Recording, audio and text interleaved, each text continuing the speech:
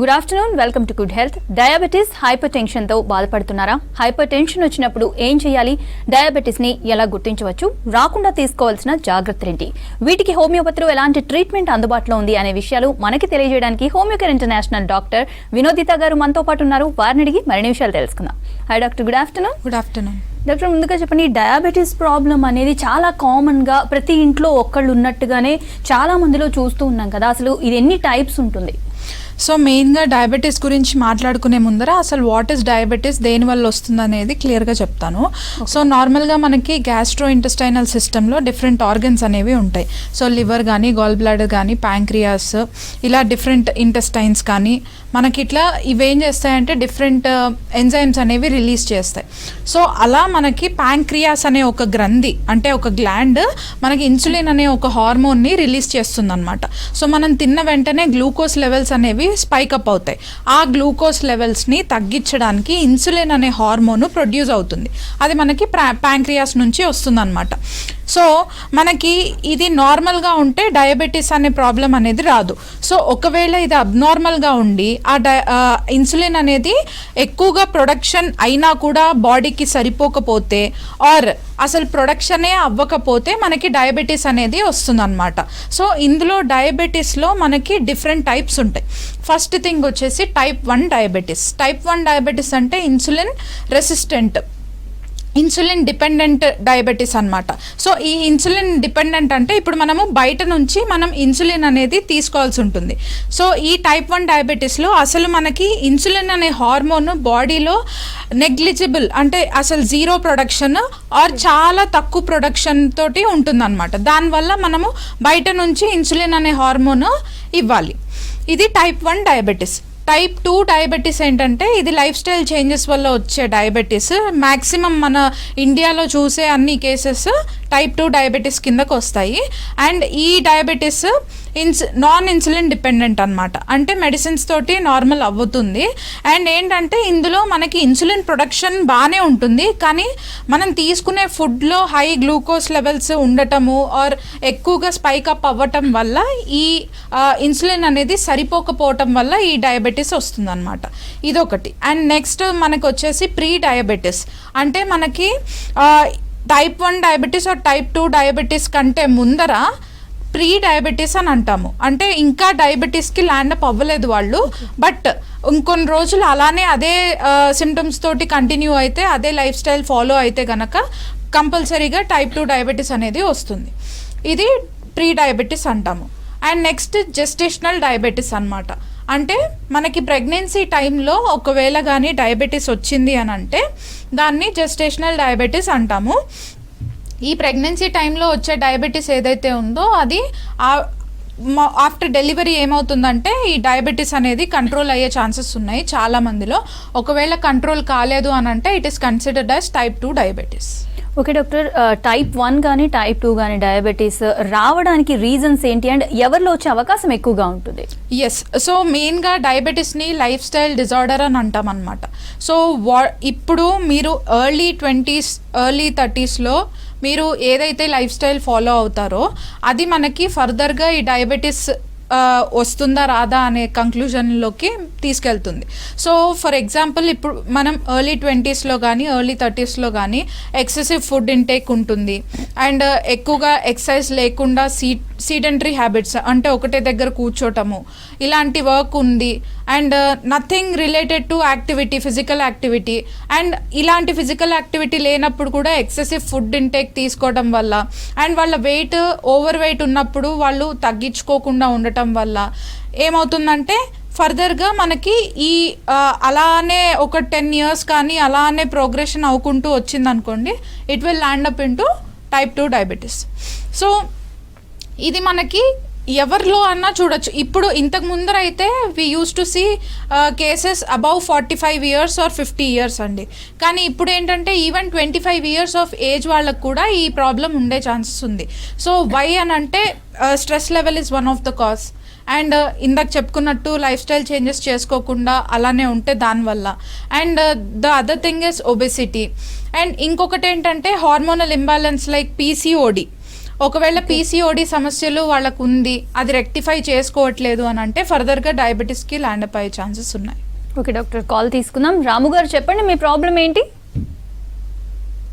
చెప్పండి, డాక్టర్ ఉన్నారు, మాట్లాడండి. హలో, నమస్తే అండి, చెప్పండి. నమస్కారం మేడం. చెప్పండి సార్. మేడం, ప్రతిదానికి బాగా ఇట్లా ఓవర్ హీట్ అయిపోతున్నా మేడం. ఇట్లా టెన్షన్ బాగా వస్తుంది ప్రతి చిన్న మాటకు. ఓకే, ఎప్పటి నుంచి ఈ సమస్య మీలో ఉంది? నిజామాబాద్ మేడం. ఎప్పటి నుంచి ఉందండి ఇది? నిజామాబాద్ మేడం. ఓకే, ఈ ప్రాబ్లం ఎప్పటి నుంచి ఉందండి? ప్రాబ్లం అంటారా మేడం? Yes. 3 years నుండి మేడం. ఓకే, అంటే మీకు ఇది ఒకటే ఉందా లేదంటే దీంతో పాటు వేరే హెల్త్ ఇష్యూస్ ఏమన్నా ఉన్నాయా? ఏం లేదు మేడం, ఓన్లీ ఇది ఒకటే ఉంది మేడం. బాగా అంటే ఇట్లా ప్రతి చిన్న మాటకు హైపర్ అయిపోవడం ఉన్నట్లుంది. అదే అర్థమైపోతుంది, తర్వాత రిలీజ్ అవుతున్నాం మేడం. ఓకే, ఇదేంటంటే కొన్నిసార్లు బిహేవియరల్ ఇష్యూస్ అవ్వచ్చు. అండ్ ఆల్సో ఇది ఓన్లీ మీకు 3 years నుంచి ఉంది కాబట్టి దీన్ని రెక్టిఫై చేసుకోవచ్చు. ఏంటంటే ఫర్దర్గా కేస్ టేకింగ్ కొంచెం డీటెయిల్గా ఉంటుందండి. మీరు ఒకసారి దగ్గరలో ఉండే బ్రాంచ్ని కన్సల్ట్ అయితే కనుక మీకు ఇంకా డీటెయిల్ కేస్ హిస్టరీ తీసుకొని దాని తగ్గట్టు మీకు మెడిసిన్స్ ఇస్తాము. డాక్టర్, అయితే టైప్ 1 డయాబెటీస్ చూసుకుంటే ఎవరిలో వచ్చే అవకాశం ఉంటుంది అండ్ దీనికి రీజన్స్ ఏంటి? సో టైప్ 1 డయాబెటీస్ మెయిన్గా చైల్డ్హుడ్, చిన్నప్పటి నుంచే ఉంటుందన్నమాట. పుట్టినప్పుడే వాళ్ళకి ఇది గ్లూకోజ్ లెవెల్స్ అనేవి చాలా హైలో ఉంటాయి. నార్మల్గా ఫాస్టింగ్ బ్లడ్ షుగర్స్ అనేవి 120 లోపల ఉండాలి. సో అది యూజువల్గా టైప్ 1 డయాబెటీస్లో 200 అండ్ అబవ్ ఉంటుంది అనమాట ఫాస్టింగ్ ఒకటి. సో అది చైల్డ్హుడ్లోనే మనకు తెలిసిపోతుంది. ఎందుకనంటే ప్యాంక్రియాస్ అనేది సరిగ్గా వర్క్ అవ్వదు పుట్టినప్పుడు, అండ్ ఇన్సులిన్ అనే హార్మోన్ సరిగ్గా ప్రొడ్యూస్ అవ్వకపోవటం వల్ల ఈ డయాబెటీస్కి ల్యాండ్ అప్ అవుతారు. సో ఇదేంటంటే చైల్డ్హుడ్ నుంచే వాళ్ళు ఆ ఇన్సులిన్ అనేది ఎక్స్టర్నల్గా తీసుకోవాల్సిందే. కానీ హోమియోపతిలో ఏంటంటే ఆ ప్యాంక్రియాస్ అనే గ్లాండ్ ఏదైతే ఉందో ఇన్సులిన్ అనే హార్మోన్ని ప్రొడ్యూస్ చేసేలాగా హోమియో మెడిసిన్ అనేది వర్క్ చేస్తుంది. సో ఫస్ట్ ఆ ఆర్గన్ని కరెక్ట్ చేస్తుంది, దెన్ ఆ హార్మోన్ ఏదైతే ఉందో దానంతట అది నార్మల్గా వర్క్ అయ్యేలాగా చేస్తుంది అనమాట. That's where homeopathy helps. So ఇది మనకి కాజెస్ ఏంటి అని అంటే, as I said, pancreas production సరిగ్గా అవ్వకపోవడం, అంటే సరిగ్గా మనకి పుట్టినప్పుడు ఆర్గన్ అనేది సరిగ్గా డెవలప్ అవ్వకపోవటం వల్ల ఈ కాజ్ అవుతుందన్నమాట. ఈ డయాబెటీస్ టైప్ 1 వచ్చే ఛాన్సెస్ ఉంటుంది. ఓకే డాక్టర్, ఇందాక మీరు ప్రీ డయాబెటిక్ కండిషన్ అన్నారు కదా, ఈ కండిషన్ని గుర్తించగలుగుతారా? ఏదైనా సిమ్టమ్స్ ద్వారా ప్రీ డయాబెటిక్ కండిషన్ని గుర్తించడం కుదురుతుందా? సో ప్రీ డయాబెటిక్ కంటే ముందర మనకి స్కిన్ మీద కొన్ని సైన్స్ వస్తూ ఉంటాయి. ఫస్ట్ థింగ్, ఇప్పుడు మనం మెయిన్గా ఎవరిలో అన్న చూసుకున్నట్లయితే అట్లీస్ట్ 10 పీపుల్లో 2 of them will be having acanthosis nigricans, అంటే మెడ దగ్గర నల్లగా ఉండటం అన్నమాట. ఓకే, సో అది it can be due to hormonal imbalance, PCOD ఉండటం, ఆర్ థైరాయిడ్ ఉండటం, ఆర్ డయాబెటీస్ అంటే ఇన్సులిన్ రెసిస్టెన్స్ అన్నమాట. వాళ్ళకి ప్రీ డయాబెటీస్లో అసలు వై ప్రీ డయాబెటీస్ అంటే నార్మల్గా ఇన్సులిన్ అనేది ప్రొడ్యూస్ అవుతుంది, కానీ మన బాడీలో ఉన్న గ్లూకోజ్కి ఈ ఇన్సులిన్ సరిపోవట్లేదు అనమాట కంట్రోల్ చేయడానికి. సో ఈ కండిషన్ని ఇన్సులిన్ రెసిస్టెన్స్ అంటాం, అక్కడే స్టాగ్నెంట్ అయిపోయి ఉంటుంది. సో ఈ కండిషన్లో మనకి మెడ దగ్గర నల్లగా అయిపోతుంది. So that can be a sign of prediabetes. Okay, అది కూడా కాదు అని అనుకుంటే యూజువల్గా ఎక్స్టర్నల్గా మనకి ఎటువంటి సిమ్టమ్స్ ఉండవు. ఎవ్రీ 3 monthsకి కానీ 6 monthsకి కానీ ఒకసారి హెల్త్ చెకప్ వాళ్ళ ఫ్యామిలీ హిస్టరీలో ఇటువంటి డయాబెటీస్ ఉంది అంటే వాళ్ళ ఫాదర్కి, మదర్కి, వాళ్ళ తాతగారికి కానీ ఎవరికన్నా ఈ ఇష్యూ ఉంది అని అంటే హెల్త్ చెకప్ చేసుకోవడం మంచిది ఎవ్రీ 6 monthsకి. బయట పడింది అని అంటే you can change your life style and do some exercises, and ఒకవేళ లెవెల్స్ ఎక్కువగా ఉన్నాయి అని అంటే మెడిసిన్స్ తీసుకోవడం చాలా మంచిది. ఓకే డాక్టర్, నెక్స్ట్ కాల్ తీసుకుందాం. రాజయ్య గారు చెప్పండి, మీ ప్రాబ్లం ఏంటి? నమస్కారం అండి. నమస్తే అండి. అదే మా మిస్సెస్ కు తినక ఫాస్టింగ్ 220, 230 దాకా ఉంటుందండి. ఓకే, అదే కొంచెం మెడిసిన్స్ వాడుతుంది. ఎప్పటి నుంచి ఆలోచన అండి. ఎప్పటి నుంచి ఉంది ప్రాబ్లం? ఎప్పటి నుంచి ఉంది? దాదాపు 5 సంవత్సరాలు అవుతుందండి. ఆమె వయసు 55, 56. ఓకే అండి. మెడిసిన్స్ మార్నింగ్ అండ్ నైట్ వాడుతున్నారా లేదంటే 3 times వాడుతున్నారా? ఇన్సులిన్ వాడుతున్నాండి. ఓకే అండి. సో ప్రాబ్లం మీకు ఆల్రెడీ మీకు డయాబెటీస్ టైప్ 2లో ఉంది అండ్ ఫాస్టింగే 200 పైన ఉంది. సో యూజువల్గా ఈ కండిషన్లో ఏంటంటే మనకి అది కంట్రోల్ చేసుకోవడానికి ఫస్ట్ థింగ్ మీరు డైట్లో కంట్రోల్ చేసుకోవాలి. అండ్ దాంతోపాటు హోమియో మెడిసిన్స్ ఎలా హెల్ప్ చేస్తాయంటే మనకి ఆ ఇన్సులిన్ అనే హార్మోన్ ఏదైతే ఉందో ఫస్ట్ ప్యాంక్రియాస్ దగ్గర నుంచి కరెక్ట్ అయ్యి ఆ ఇన్సులిన్ నార్మల్గా అయ్యేటట్టు చూస్తాము. దాంతోపాటు మీరు ఎటువంటి డైట్ ఫాలో అయితే ఎంత తొందరగా మీకు తగ్గుతుంది అనేది కూడా క్లియర్గా చెప్తాము. ఓకే డాక్టర్, అయితే ఇందాక జెస్టేషనల్ డయాబెటీస్ ప్రెగ్నెన్సీ టైంలో చూస్తాము అని అన్నారు కదా, ఆఫ్టర్ డెలివరీ మళ్ళీ మదర్కి ఉండే అవకాశం ఉంటుందా? అండ్ అదేవిధంగా ఈ డయాబెటిక్ ప్రాబ్లం ఏదైతే ఉందో కిడ్కి కూడా వస్తుందా బేబీకి? సో జెస్టేషనల్ డయాబెటీస్లో మనకేంటంటే డెలివరీ అయిపోయిన తర్వాత చాలామంది ఉమెన్లో అది రివర్స్ అవుతుంది. ఓకే, ఒకవేళ అది రివర్స్ అవ్వట్లేదు అని అంటే she in type 2 diabetic condition. అది బేబీకి వస్తుందా అంటే వచ్చే ఛాన్సెస్ ఉన్నాయి హెరిడిటరీగా. దాంతోపాటు డిఫరెంట్ డిసీజెస్ కూడా బేబీకి వచ్చే ఛాన్సెస్ ఉంటాయి. ఫర్ ఎగ్జాంపుల్ ఇప్పుడు మనం చూస్తున్న కేసెస్లో జెస్టేషనల్ డయాబెటీస్ ఉన్న మదర్కి పుట్టిన baby sometimes 20% of cases are autistic or ADHD అనమాట. ఇటువంటివి కూడా వస్తున్నాయి. అండ్ దాంతోపాటు ఫర్దర్గా ఏజ్ పెరిగే కొద్దీ ఒకవేళ ఇది లేదు అని అంటే ఏజ్ పెరిగిన తర్వాత వీళ్ళకి కూడా డయాబెటీస్ వచ్చే ఛాన్సెస్ ఉంటుంది. సో మేజర్గా ఏం చేంజెస్ చేసుకుంటే ఇది రాకుండా ఉండేటట్టు చూసుకోవచ్చు అని అంటే మేజర్గా life style and physical activity ఇదే ఫాలో అవ్వాలి. అండ్ మెడిసిన్స్ లైఫ్ లాంగ్ వాడలేం కాబట్టి మీరు లైఫ్ స్టైల్ చేంజెస్ చేసుకుంటే తొందరగా తగ్గుతుంది. ఓకే డాక్టర్, నెక్స్ట్ కాల్ తీసుకుందాం. శ్రవంతి గారు చెప్పండి, మీ ప్రాబ్లం ఏంటి? ఏం లేదు మేడం, మా సిస్టర్ కి డయాబెటీస్ వచ్చింది. ఓకే, ఇప్పుడు 3 months అవుతుంది తనకి. ఓకే, మెడిసిన్ తీసుకుంటుంది అయినా కూడా 200 అట్లా ఉంటుందండి. ఫాస్టింగ్ పోస్ట్ లంచ్ అండి? ఫాస్టింగ్ లెవెల్సా పోస్ట్ లంచ్ లెవెల్సా? ఫాస్టింగ్ లెవెల్స్ లో కూడా అండి. ఓకే ఫైన్ అండి. 200 అంటే చాలా ఎక్కువనే ఉంది, కానీ 3 months నుంచి అంటే 3 months ముందర డయాగ్నోస్ అయింది అంటున్నారు. సో లేదు మేడం, డయాగ్నోస్ అయ్యి ఇప్పుడు 1 year అవుతుంది. మధ్యలో మెడిసిన్ ఆఫ్ వేసింది ఆమె. మెడిసిన్ ఆఫ్ వేసినాక లెగ్స్ స్వెల్లింగ్ వచ్చి మొదలు పెట్టింది. ఈ స్వెల్లింగ్ కున్ను దానికి ఏమన్నా ఏంటి అని? స్వెల్లింగ్ వస్తుంది అని అంటే ఒకసారి కిడ్నీ ఇంకా లివర్ చెకప్ చేయించుకోవాలమ్మా. అయినే మేడం, అందులో నార్మల్ వచ్చినాయి. Kidney function test, liver function test 2 చేయించారా? 2 చేయించాం మేడం. అల్ట్రాసౌండ్ కూడా చేయించారా? చేయించాం మేడం. ఓకే, తన వెయిట్ ఎంత ఉంటుంది? వెయిట్ 65-70 ఉంటుంది మేడం ఇప్పుడు. ఓకే అయినా కూడా కాళ్ళల్లో స్వెల్లింగ్ ఎక్కువ ఉంది అని అంటున్నారు. అంటే ఇప్పుడు ఎక్కువ ఉంటలేదంట, ఒక రోజు వస్తున్నాయంట, ఒక రోజు పోతున్నాయంట. యూజువల్గా ఏంటంటే లాంగ్ స్టాండ్ ఎక్కువసేపు నుంచోడం కానీ లేదంటే ఎక్కువసేపు కూర్చుంటే కనుక మనకి కాళ్ళల్లో స్వెల్లింగ్ ఉంటుంది. అండ్ డయాబెటీస్లో ఏంటంటే ఫ్రీక్వెంట్గా kidney function test, liver function test చేయించుకోవాలి. ఎందుకంటే స్టార్టింగ్ స్టేజెస్లో ఉన్నా కూడా కొంచెం మనం జాగ్రత్తలు పడితే అది కాంప్లికేట్ అవ్వకుండా ఉంటుంది. ఎందుకంటే మనకి డయాబెటీస్లో కాంప్లికేషన్స్ ఏంటంటే రెటినోపతి, మనకి కిడ్నీ నెఫ్రోపతి అండ్ నెక్స్ట్ వచ్చేసి లివర్ కూడా డ్యామేజ్ అయ్యే ఛాన్సెస్ ఉంటాయి. సో ఇవన్నీ కాకుండా ఉండటానికి ఫ్రీక్వెంట్గా చెకప్ చేయించుకోమని చెప్పండి.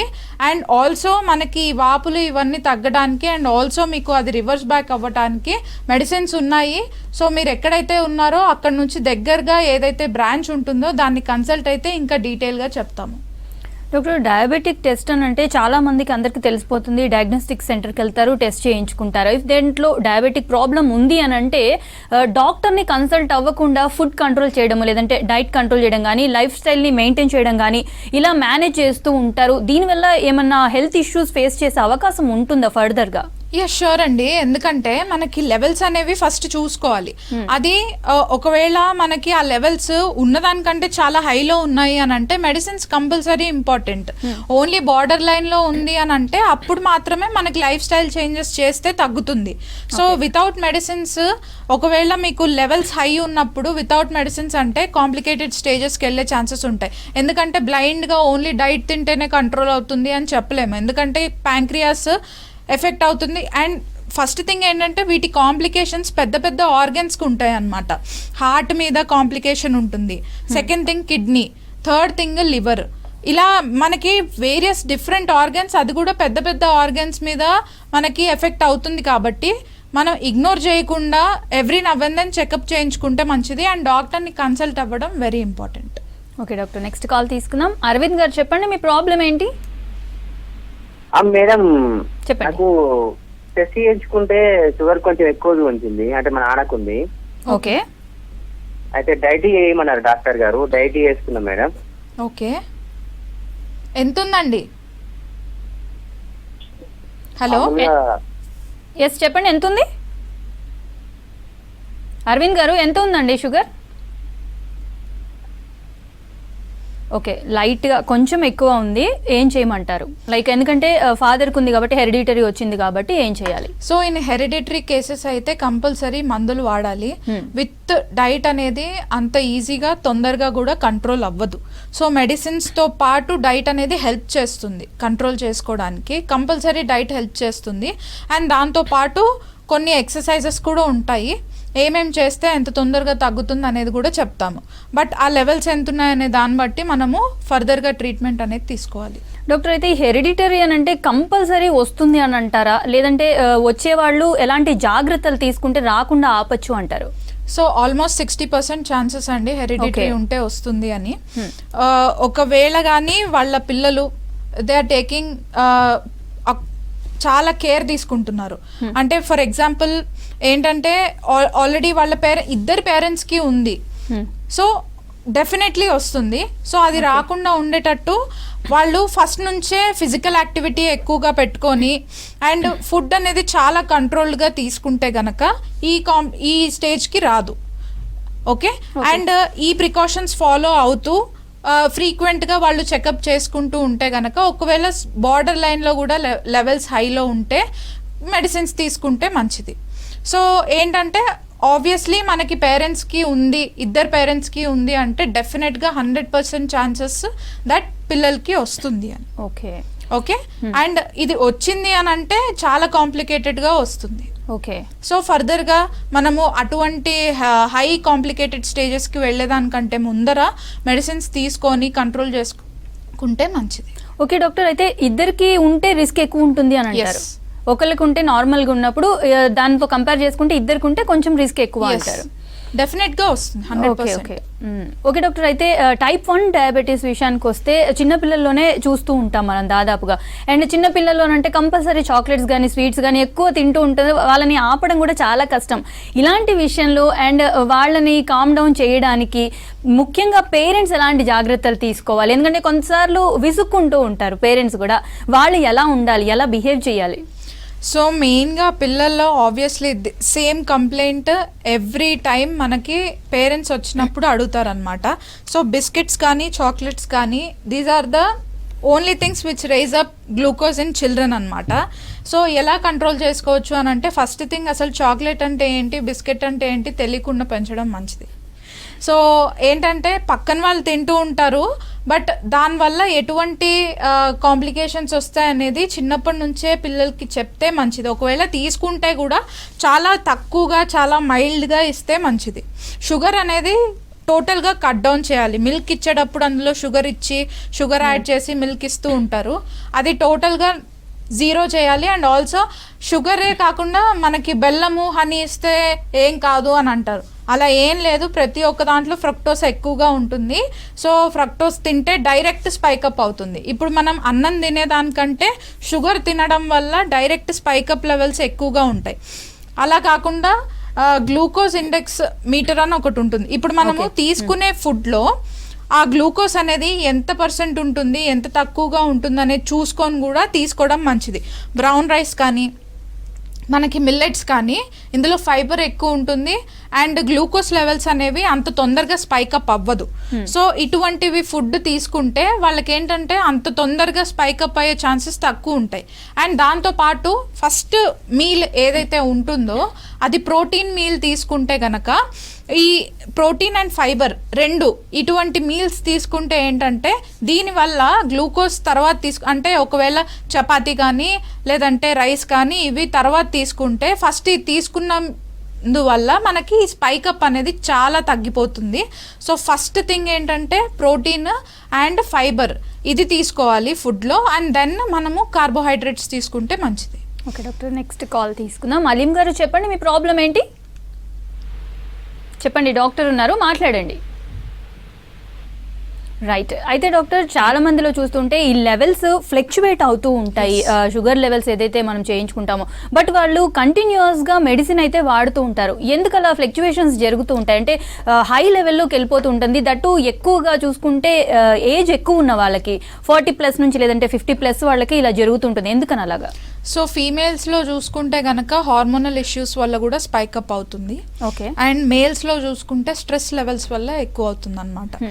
సో కంట్రోల్ ఎట్లా చేసుకోవచ్చు అంటే వాట్ ఫిజికల్ యాక్టివిటీ డస్ అనేది ఇక్కడ మనకి తెలుస్తుంది.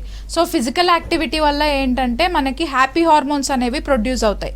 ఈ హ్యాపీ హార్మోన్స్ వల్ల మనకేమవుతుందంటే బాడీలో ఏదైతే నెగిటివ్ ఇవి ఉంటాయో అవన్నీ కొద్దిగా నార్మల్ అయ్యే ఛాన్సెస్ ఉంటాయి. సో ఫిజికల్ యాక్టివిటీ వల్ల ఈ చేంజెస్ జరగటం వల్ల మనకి లెవెల్స్ అనేవి కంట్రోల్ అవుతాయి. అండ్ స్ట్రెస్ మెయిన్గా ఈ హార్మోన్స్ రిలీజ్ అవ్వటం వల్ల స్ట్రెస్ ఏదైతే ఉంటుందో అది కూడా నార్మలైజ్ అయ్యే ఛాన్సెస్ ఉంటాయి. సో రెగ్యులర్ ఒక్కరోజు చేసి నాకు నార్మల్ అయిపోతుంది అంటే కాదు, రెగ్యులర్గా అట్లీస్ట్ మనం 1 to 1.5 months అలానే చేస్తే కనుక మీకు తప్పకుండా రిజల్ట్ ఉంటుంది. అండ్ అలా చేసిన తర్వాత మీకు అది హ్యాబిచువేట్ అయిపోతుంది అనమాట, అది ఫర్దర్గా కంటిన్యూ కూడా చేస్తారు. ఓకే డాక్టర్, నెక్స్ట్ కాల్ తీసుకుందాం. రాజు గారు చెప్పండి, మీ ప్రాబ్లం ఏంటి? నమస్తే మేడం. నమస్తే అండి. అమ్మకూరు నుంచి మాట్లాడుతున్నాను మేడం. ఓకే. వెళ్ళలేదు మేడం, మరి షుగర్ ఆల్రెడీ ఒక 1 year అవుతుంది మేడం, మెడిసిన్ వాడుతున్నాను. ఓకే. అదే ఇట్లా ఇప్పటివరకు వాడాలి, డైట్ కూడా ఏం మెయింటైన్ చేయాలి అనేది ఒకసారి క్లారిటీ చెప్తున్నాను. ఎంత లెవెల్స్ ఉన్నాయండి మీకు షుగర్? మొన్న రీసెంట్ గా ఆగస్ట్ లో చేయించాను మేడం టెస్ట్. 121 ఒకటి ఉంది, ఫాస్టింగ్ లో పోస్ట్ లంచ్ 158 ఉందండి. ఓకే, మీది కొద్దిగా బార్డర్ లైన్లోనే ఉంది. సో మీరు మెడిసిన్ 1 time వాడతారా, 2 times వాడుతున్నారా? ప్రజెంట్ అయితే 2 times వాడుతున్నాను, మార్నింగ్ అంటే ఈవినింగ్. ఓకే అండి. సో అది అట్లానే వాడుతూ మీరు physical activity at least 1 hour in a day చేసుకొని, అండ్ దాంతోపాటు మీరు ఎక్కువగా ప్రోటీన్ అండ్ ఫైబర్ ఉన్న ఫుడ్ ఎక్కువగా తీసుకోండి. అండ్ కార్బోహైడ్రేట్స్ కొంచెం తీసుకోండి, కానీ మోడరేట్ లెవెల్లో, చాలా తక్కువ తీసుకుంటే మీకు గ్లూకోజ్ స్పైకప్ లెవెల్ అవ్వదు. అండ్ దాంతోపాటు ఈ లెవెల్స్ కూడా కంట్రోల్లోకి వస్తాయి. అలా ఒక 3 months చేయండి. And then check your HbA1c, fasting and post lunch. Then will come to know అది 100% వర్క్ అవుతుంది. డాక్టర్, అయితే ఈ డయాబెటిక్ ప్రాబ్లమ్ ఇన్ఫర్టిలిటీకి కూడా ఒక రీజన్ అవుతుంది అంటారా? ఎస్, ఎందుకంటే డయాబెటీస్ ఉంది అని అంటే ఫీమేల్స్లో ఆబ్వియస్లీ PCOD ఇంతకు ముందర ఉండే ఛాన్సెస్ ఉంటాయి. ఓకే. ఓకే. అండ్ ఈ గ్లూకోజ్ లెవెల్స్ హై ఉంటే మనకి ఓవరీ హెల్త్ అంటే మనకి ఎగ్ హెల్త్ అనేది క్వాలిటీ కూడా సరిగ్గా ఉండదు. ఎగ్ క్వాలిటీ సరిగ్గా ఉండకపోవటం, అండ్ ఆల్సో వచ్చిన మనకి ఏదైతే స్పర్మ్ కౌంట్ ఉంటుందో అది వన్స్ ఎంట్రీ అయిన తర్వాత కూడా ఆ స్పర్మ్ హెల్త్ కూడా నార్మల్గా ఉండకపోవటం వల్ల మనకి ఇది ఫర్టిలైజేషన్ అనేది సరిగ్గా అవ్వదు. అండ్ దానివల్ల ఫ్రీక్వెంట్ అబార్షన్స్ అయ్యే ఛాన్సెస్ ఉంటాయి. సో ఇది ఫస్ట్ మనము ప్రెగ్నెన్సీకి మనం ట్రై చేస్తున్నాము అని అంటే ఫస్ట్ మనము గ్లూకోజ్ లెవెల్స్ చెక్ చేసుకోవాలి. సెకండ్ థింగ్ బీపీ ఎంత ఉందనేది చెక్ చేసుకోవాలి. ఈ రెండు ఎక్కువగా ఉంటే గనక ఫస్ట్ దానికి మెడికేషన్ వాడుకొని then you have to try for pregnancy. Okay doctor, next call తీసుకుందాం. రాజేందర్ గారు చెప్పండి, మీ ప్రాబ్లం ఏంటి? మేడం నమస్కారం. మేడం నమస్తే అండి. మేడం నాది లాస్ట్ 3 months బ్యాక్ చెక్ చేశాను మేడం. ఓకే. అది చేస్తే అప్పుడు ఏమైందంటే 220 వచ్చింది మేడం. ఏది 220 వచ్చింది? Fasting post lunch? Post lunch. Okay. So ముందు 180 వచ్చింది మేడం. ఓకే, హైగానే ఉంది. సో బేసిక్గా ఇందాక నేను చెప్పినట్లు కొద్దిగా డైట్ ఫాలో అవ్వాలి. అండ్ ఆల్సో ఇప్పుడు ప్రస్తుతం ఉన్న కండిషన్కి మీకు తర్వాత అన్కంట్రోల్ డయాబెటీస్ అయ్యే ఛాన్సెస్ ఉంటుంది, ఎందుకంటే ఇప్పుడు హైగానే ఉంది. సో దీన్ని కంట్రోల్ చేసుకోవడానికి మనకి హోమియో మెడిసిన్స్ చాలా యూజ్ అవుతాయి. ఎందుకు అనంటే మనకి ఆ ఇన్సులిన్ ప్రొడక్షన్ అనేది కొంచెం హై చేస్తుంది. అండ్ ఆల్సో మీ బాడీలో ఉన్న గ్లూకోజ్ లెవెల్ని తగ్గించడానికి యూజ్ అవుతుంది. అండ్ ఇప్పుడున్న కండిషన్స్ని ఫస్ట్ రివర్స్ బ్యాక్ చేసి మళ్ళీ తర్వాత ఈ కండిషన్ మీకు రాకుండా ఉండేటట్టు కూడా మెడిసిన్స్ ఉంటాయి. సో మీరు ఒకసారి మీ దగ్గర ఉన్న ఇన్వెస్టిగేటివ్ రిపోర్ట్స్ తీసుకొని వచ్చి చూపిస్తే గనక ఫర్దర్గా మీకు ఎన్ని రోజులు పడుతుంది అనేది ఎక్స్ప్లెయిన్ చేసి దాంతో పాటు ఎటువంటి ఎక్సర్సైజెస్ చేయాలి, ఏం డైట్ ఫాలో అవ్వాలి అనేది కూడా చెప్తాము. ఓకే డాక్టర్, నెక్స్ట్ కాల్ తీసుకుందాం. సోని గారు చెప్పండి, మీ ప్రాబ్లం ఏంటి? మేడం నమస్తే అండి, చెప్పండి. ఏం లేదు మేడం, మా సిస్టర్ ఆమెకి షుగర్ వచ్చింది మేడం. ఓకే. మెడిసిన్ తీసుకుంటుంది, ఫాస్టింగ్ లో కూడా 200 అట్లా చూపిస్తుంది. ఇప్పుడు ఆమెకి 4-5 months అవుతుందండి, పీరియడ్స్ రావట్లేదు. ఏజ్ ఎంతమ్మా? ఏజ్ వచ్చేసి 24 అండి. 24 yearsకి 200 లెవెల్ ఉంది ఫాస్టింగ్. 24 లెవెల్ 500 అట్లుంటే దాన్ని 200 దాకా వచ్చింది ఇప్పుడు. ఓకే. ఎప్పటి నుంచి ఉందమ్మా డయాబెటీస్? డయాబెటీస్ ఇట్లా ఫస్ట్ లెగ్స్ స్వెల్లింగ్ వచ్చినాయి మేడం, చూస్తే షుగర్ డైనస్ట్ అయింది. మధ్యలో ఆమె బానే ఉన్నా కదా అని మెడిసిన్ క్లోజ్ చేసింది. క్లోజ్ చేసినాక అనుకోకుండా 3 months బ్యాక్ లెగ్స్ స్వెల్లింగ్ విపరీతంగా వచ్చినాయి. హాస్పిటల్కి వెళ్ళితే చెకప్ చేపిస్తే షుగర్ ఈమెకి హై అయింది, ఇట్లా 500-400 ఆ లెవెల్లో ఉంది మేడం. ఓకే అండి. సో ఇక్కడ ఏంటంటే ఒక స్వెల్లింగ్ వస్తున్నాయి, పీరియడ్స్ మాత్రం కావట్లేదు. ఓకే, ఫస్ట్ పీరియడ్స్ ప్రాబ్లం కాదు, ఫస్ట్ మనము ఈ డయాబెటీస్ కంట్రోల్ చేయాలి. ఎందుకంటే అసలు అది అన్కంట్రోల్డ్ అండి. 500 నుంచి ఇప్పుడు 200కి వచ్చింది, కానీ ఫాస్టింగ్ 200 అంటేనే చాలా హై. సో ఆ 200 లెవెల్ని కూడా మనము నార్మలైజ్ చేసుకోవాలి అని అంటే ఇప్పుడు తన ఏజ్ కూడా 24, అంత హై షుగర్ లెవెల్స్ పెట్టుకున్నప్పుడు మనకేంటంటే ఇవన్నీ ప్రాబ్లం వస్తుంది. ఫస్ట్ దాన్ని రెక్టిఫై చేసుకోవడానికి మన దగ్గర మెడిసిన్స్ ఉన్నాయి. ఒకసారి మీరు బ్రాంచ్కి వచ్చి కలిస్తే కనుక మీకు ఈ రిపోర్ట్స్ అన్నీ చూసి దాన్ని బట్టి తనకి ఏ మెడిసిన్ సెట్ అవుతుందో అనేది ఇస్తాము. అండ్ దాంతోపాటు diet changes and also exercises కూడా ఎక్స్ప్లెయిన్ చేస్తాము. ఒకసారి తప్పకుండా హోమియో కేర్ని కన్సల్ట్ అవ్వండి. Okay, thank you doctor. ఇది ఇవాల్టి good health. Stay tune to V6 News.